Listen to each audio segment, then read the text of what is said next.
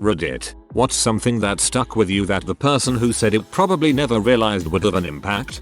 My older brother told me once, after our dog died, that no matter how sad death is, the world will keep spinning. Tomorrow will come, nothing and no one will stop it. It was meant to be a tough love moment, and definitely meant to have an impact. Years later, when I was in high school, he died in a car accident, and his words were the only thing I could find comfort in. He couldn't have known a simple teach my brother a lesson type talk about our deceased pet would be what would drive me through the darkest moments of my life. My father said this to me when I was 14 and I lost my best friend to suicide. He said that he learned that when he lost his little brother to the same thing. At first it seemed like a very callous thing to say, but it helped me move on in life instead of wallow in misery and sadness. It's one of those things that I will always remember and pass on if I can. I should call him now, lol. If 2 or more people that you trust are telling you something, it's probably true. My mom. This has served me well in realizing I was making bad choices at different times in my life. I might not listen to one person, but I surely think about it more if several are trying to tell me the same thing.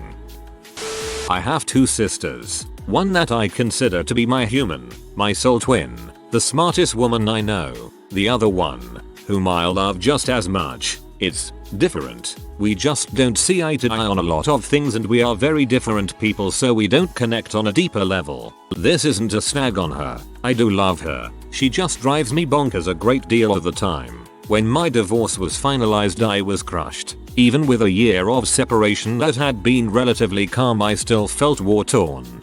During the separation, I had moved in with my more detached sister who had also gotten divorced the previous year. She wasn't someone I would confide in very often about my feelings on my marriage because she was still very raw from her own. On this day though, I couldn't hold it in and I couldn't hide it. When I got home from work, she sat with me in my room on my bed and just stayed quiet. Not like her, until I blurted out everything I was feeling through sobs that racked my entire body. I honestly don't even know how she could understand anything I was saying, but she just held my hand and continued to stay silent. When I was all done, I looked at her and I said, "What am I supposed to do now?" She squeezed my hand and said, "You can't finish your book if you keep rereading this chapter." It is to this day one of the most meaningful things anyone has ever said to me.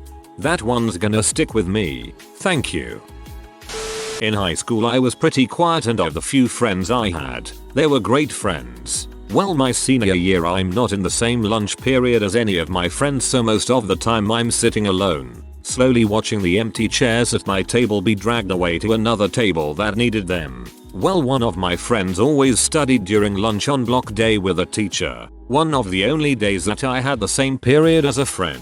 Sometimes he would skip his study session to sit by me, and near the end of the year, during one such instance, he said to me real seriously, "A lot of people at this school just don't see you, and I understand how you feel. But I want you to know that I see you." And that has stuck with me since, and I can't get out of my head how nice that was of him, but also how it put everything in perspective to me.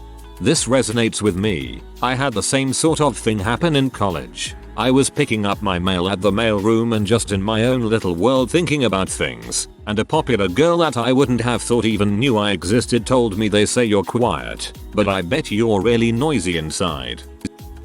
One of my favorites is, "An entire ocean of water cannot sink a ship unless it gets inside the ship. Never let the negativity surrounding you get into your head." 8th grade teacher. Character is how you act when no one is looking. Probably haven't gone a week without thinking about it or it affecting my decision making since. That was 15 years ago. I use this often, but I use the word integrity instead of character. I was an butthole teenager working at a movie theater. We hired this guy, let's call him Kevin, older guy in comparison to a lot of the people there. I was talking crap about this kid in the lobby for no particular reason, and Kevin doesn't say anything the whole time. I finally finish my bit of trash talk and Kevin says, "Do you feel better now?" My dad died on my first day of sophomore year. After that, my brand new science teacher became sort of my father figure. On my last day of HS and his retirement day, he pulled me aside and hugged me and just says he'd be so proud. 4 freaking words. The second greatest man I'll ever meet. Damn it, I'm in the airport crying now. You have to be a friend to have a friend. My mom told me this when I was a kid and it's really stuck with me. Someone has to be the first one to reach out. It makes you a little vulnerable, but it usually pays off. No one taught me that. It took me till my mid-20s to realize. That's a good mom. A cop once told me, don't be a polite victim. In other words, if you think a situation is hinky, don't worry about insulting someone. Get out, get away, get loud. Do whatever you need to do to disrupt a potential assault. If you feel you're in danger, don't let social niceties prevent you from being safe. My dad told me if you don't ask for what you want, you'll never get it. And it's the simplest statement, but they're words I live by to this day. It applies to everything from relationships, jobs, business, just day-to-day life. It's mind-blowing. This is such a good one, especially with relationships. People can't read your mind. Ask for what you want, need. In a more fun example, my uncle ends up with free hotel upgrades, upgraded to first class seats, comped stuff all the time. I ask him how he does it and he replies with I just ask. The worst they could say is no. I am successful as in I have a job that sounds great and I make good money, but honestly I have been pretty miserable. I don't like my industry or the people, or the work. Every time I fly back home to visit, I am the successful guy visiting his old hometown, which is awkward in many ways. If you ever wanted to know who your real friends are, move far away, in my case to another country. It's really illuminating who keeps in touch, who makes a point to see you when you're in town, and who doesn't. Anyways, this guy that I barely knew always made a point to hang out and catch up when I was in town. He was genuinely interested in how I was and what was happening in my personal life. I barely knew the dude, but he always took interest in the important pieces. He wasn't doing so well himself. My hometown was having a bit of an economic downturn and he was laid off. He told me the story of how HR and security laid him off and wanted to walk him out, and he refused. Said he wouldn't make a scene, but he wanted to say goodbye to his co-workers, hold his head high and leave with dignity. He was then unemployed for a long period, but he had a smile on his face and said, no worries dude, I'll keep trying. I'll find something. He was thankful for his friends, his family, his fiancée, all of his good fortune, in a position where most people would feel crap sorry for themselves. And while I'm sitting there having a beer with him, I realized that although I probably made literally 10x what he made before being laid off, and on paper I was probably really successful compared to him, I would have traded everything to be him at that moment. At that moment I was deeply envious of him and his life. Ever since then I've tried to make it part of my life philosophy that when I am stressed out, I think what would, do, and it inevitably leads me towards something that makes me happier. This hasn't kept me on the previous path of always pursuing career success, but it's made me happier and happier. Not only that, it's made me a nicer and more tolerant person. I still honestly barely know the guy, but I think about him as a role model at least once a week. After writing this up, I promise I'll tell him the next time I see him. Please do make an effort to tell him. This may help him just as much as it did help you.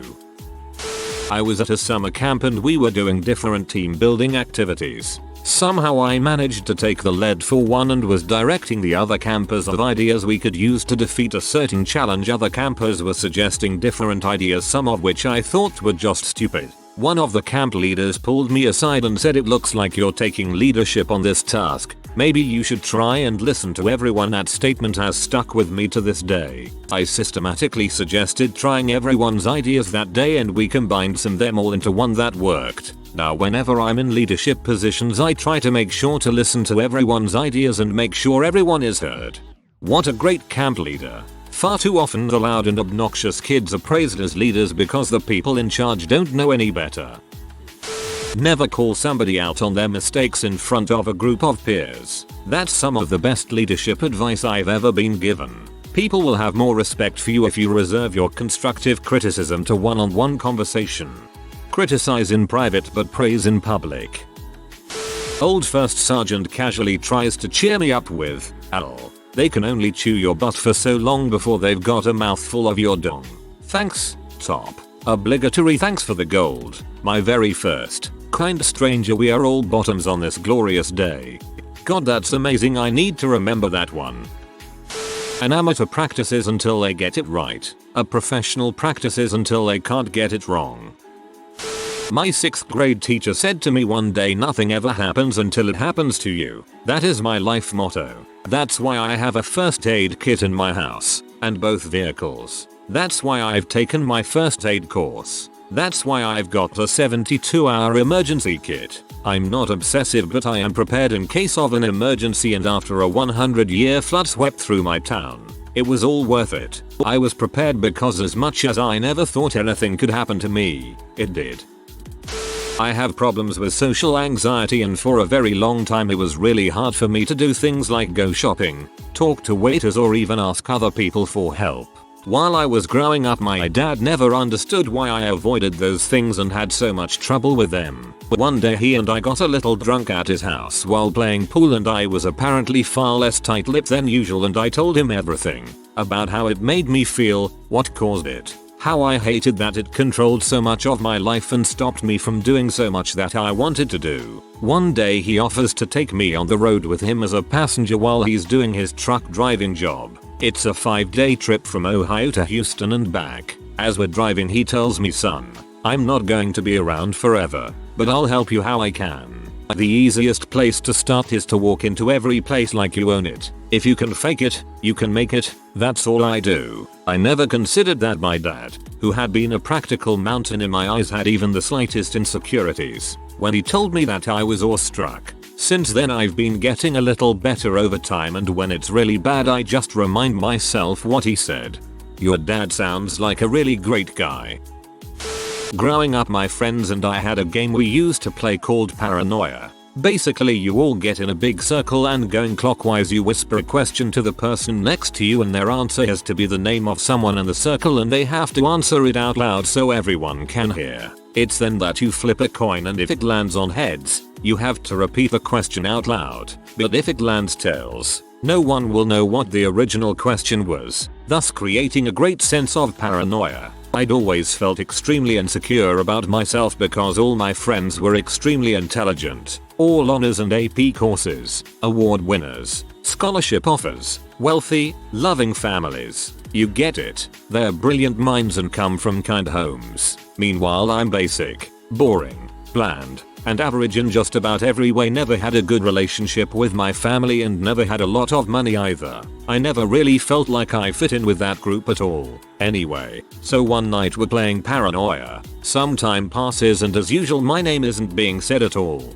Finally I hear Louis, someone I had hardly associated myself with, say my name. He said it confidently, proudly, and with the utmost sincerity. It was just a simple "Oh, I feel like Andy," for sure. So as you'd expect, my ears are perked up and I'm just praying that the coin lands on heads so I can hear what the question was. But that's when the paranoia set in. What if it's a bad question? What if I don't want to know what the question was? But it's too late. It's flipped. And after what felt like a lifetime in suspension, it lands on heads and Louis repeats the question out loud. Who here do you think will be the happiest and most successful? It sounds stupid, but it was honestly something I really needed to hear at the time, as I was dealing with a lot of insecurities and just general emotional fatigue. Since then though, I've always used it as a motivator and told myself, do it for Louis and do it for yourself. To this day, any amount of success I've gotten I've credited to that moment because it really did help give me confidence. I've won a few awards for my writing and it's opened so many great doors for me and my future, and it's all thanks to Louis in that stupid game, and I don't think he or anyone there has any idea how much it meant to me. This sounds like a game that's more trouble than it's worth, and stressful. Glad it was a good question. Growing up I was pretty annoying and obnoxious and couldn't for the life of me figure out why it was hard to make friends, and I was constantly picked on. When I was a freshman in HS and on the swim team, I asked one of the seniors why everyone hated me. He responded with, "It's not that people hate you. It's just, you don't let crap go." And he was so freaking right. I didn't let crap go. I let every little thing bother me and I showed it. Of course people are gonna dig on you if they see they can get a rise out of you every time. So I started letting crap go. And wouldn't you know it, the harassment started to go away. In fact, before I knew it, I was starting to make friends and become social. True. Don't take yourself too seriously, and above all, enjoy the company of others. It's better to learn this in high school than later in adulthood. Once when I was a young boy, maybe 11 or so, I was naughty in school. That weekend I had to stay at my dad's and he was being an almighty prick. Hit me, shouted at me, called me names, etc. I had to go to work with him on the Saturday, and he had a French guy who was, now that I'm old enough to understand, a raging alcoholic. So here I am being ordered round at work, being shouted at and insulted to the point where I just wanted to cry. I was hiding basically round a corner and my dad found me and decided that I needed a bit more public humiliation. So he gave it to me. The Frenchman heard this and eventually waited for him to go off in a storm of thunder. He sidles up to me and says deadpan, "You know, in this life some people are just stupid. Don't mind them." And then he went off like nothing happened. To date, it's the best piece of advice I have ever received and one of the nicest things anyone has ever done for me.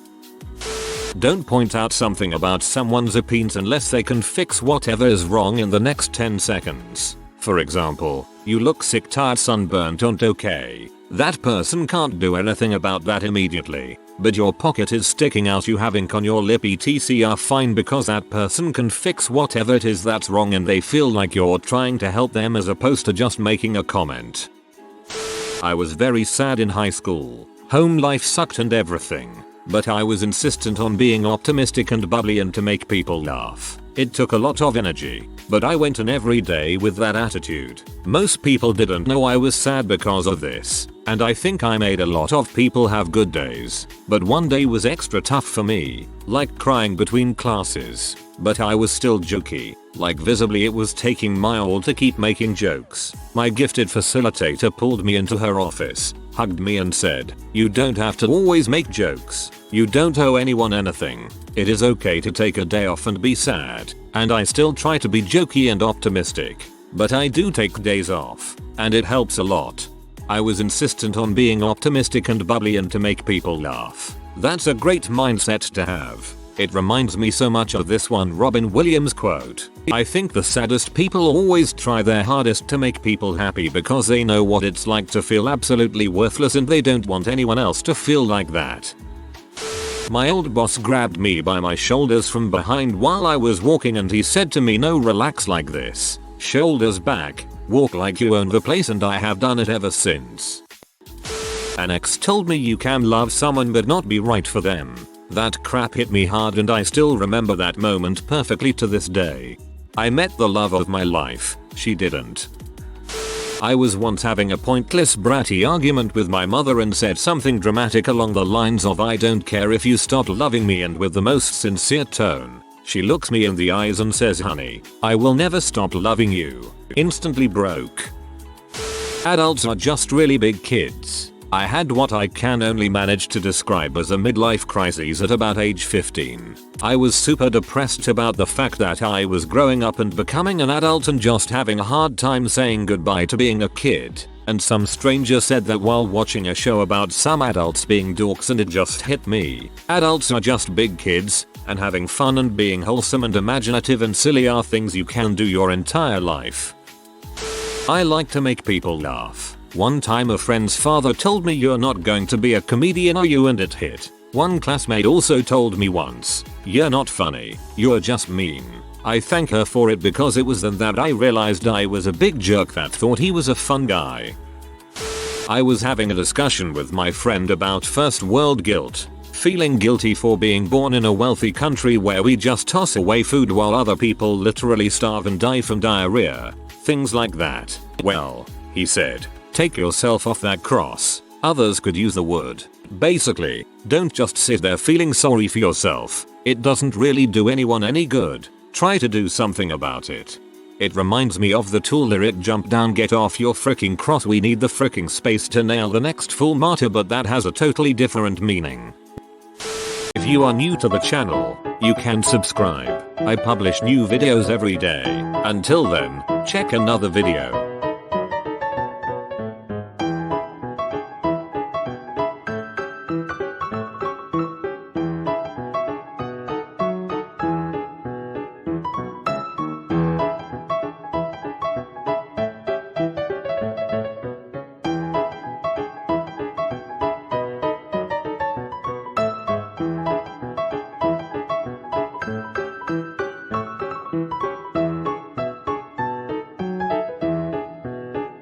Bye for now.